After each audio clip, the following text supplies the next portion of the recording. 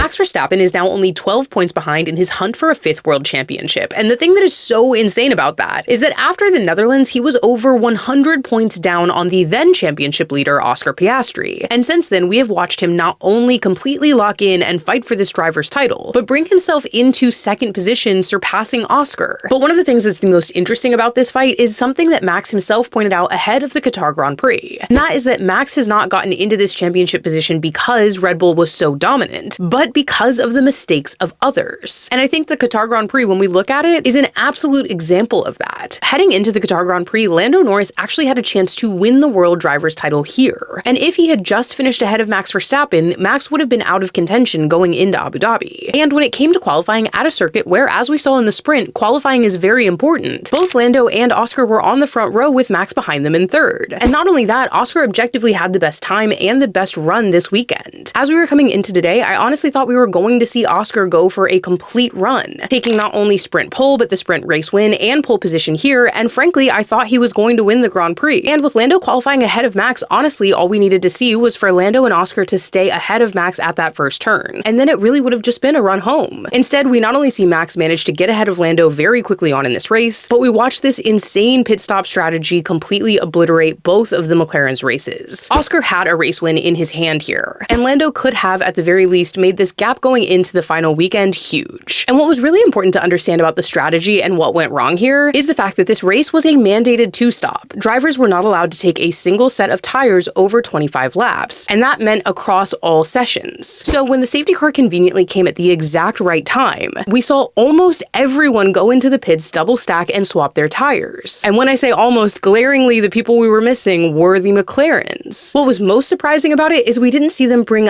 either of the drivers in. Leaving one driver out to maintain track position and trying a different strategy at least would have made a little bit more sense, but leaving both of these drivers out for quote-unquote flexibility, even after both drivers asked why they weren't going in, just really put them at a point where there was no chance that Max wasn't taking that win. The only real chance that they had was another safety car, but going with the exact same tire strategy as Max just 7 laps later really essentially handed Max this race win on a platter. And now we go into Abu Dhabi with a real race on our hands. If Max wins this final Grand Prix of the season, all he needs is for Lando to finish off of the podium. And unfortunately for both Lando and Oscar, there are now a number of combinations that end with Max winning this championship for the 5th time in a row. And objectively, it is a championship that should have hands down gone to one of these McLaren drivers. And now we go into Abu Dhabi with a genuine question as to who is going to be the champion. Because if the race finishes exactly how it finished today, Max Verstappen takes his 5th world championship after at one point being over 100 points down from the leader.